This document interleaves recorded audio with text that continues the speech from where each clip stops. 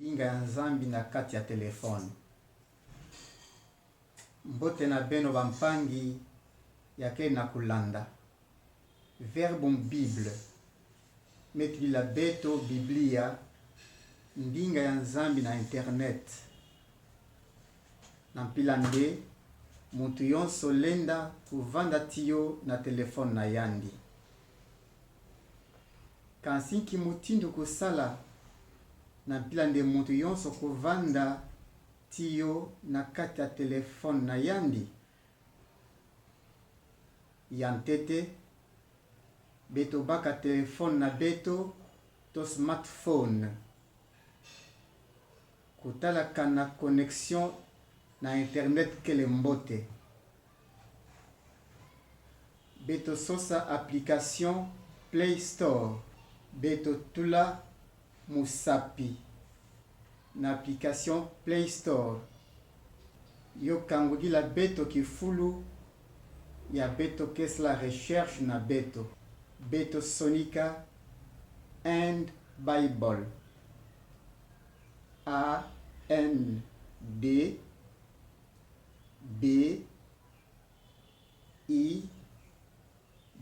B-I-B-L-E Nangogo Mosi. Beto tura musapi samna kuyantika recherche na beto. Telefone tasonga beto kifulu yonso ya keleti Biblia na internet. Yo tasonga beto page yina na nima beto tasosa Biblia yina keleti kidimbu ya mbisi ya masa. Beto tura musapi na Biblia yina ya keleti kidimbu ya mbisi ya masa. Yo takanguka samu na beto. Bota zabisa beto nde beto installé. Beto tura musapi na zulu ya installé. Beto tavingila mwantangu fioti ti ya Biblia na beto kele kuse télécharger. Na nima bota yula beto désinstaller to ouvrir. Awa beto kele na mfunu ya kutua Biblia na beto na telefone. Beto tatura musapi kifulu ina bome Sonica ouvrir.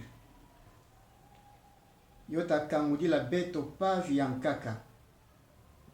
Bota yula beto kana beto zola kutula Biblia yina na telefone. Bota Sonica annulé to ok. Nanima bota songa beto Biblia tibandinga yonso ya Biblia kele na yo. Nanima bota zabisa beto page yampa. Beto tatala na ndamu ya Zulu kifuli ya bome Sonica français. To bome Sonica Bible. Mpamba ve beto kesosa bandinga yonso ya bome Sonica Biblia. Beta tula musapi na beto na zulu ya français. Yota kangudila beto bandinga yonso ya kel na internet. Beto yante na kusosa ndinga ya Kikongo. Beto yante na kusosa ndinga ya Kikongo. Fioti serveur kele zole. Serveur yantete me yantika na A ye mesuka na Z. Na serveur ina Kikongo kele V. Na nima ya Z beta mona A me yantika na serveur ya zole. Na serveur ina ya zole Kikongo kele. Beta kulumuka ti nansi samna kusosa ndinga ya Kikongo. Awa bet memona ndinga ya Kikongo. Beto tula musapi na zulu ya Kikongo. Yota kangudila beto page yankaka. beto tula musapi na beto awa. Bota yula beto.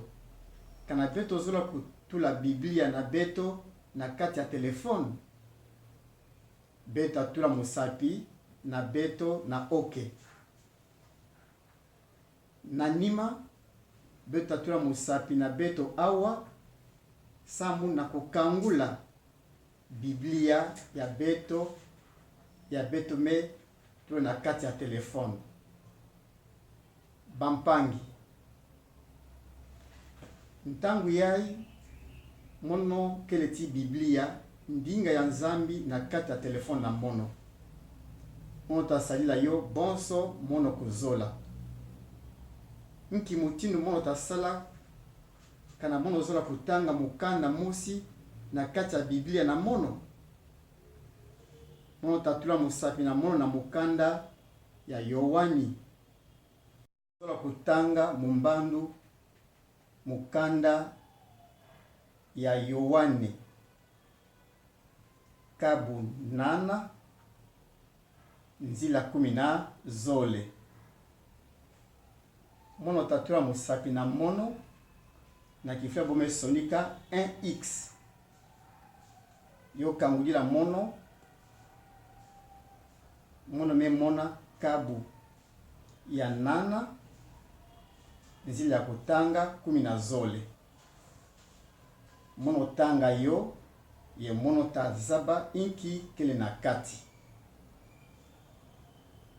Bampangi.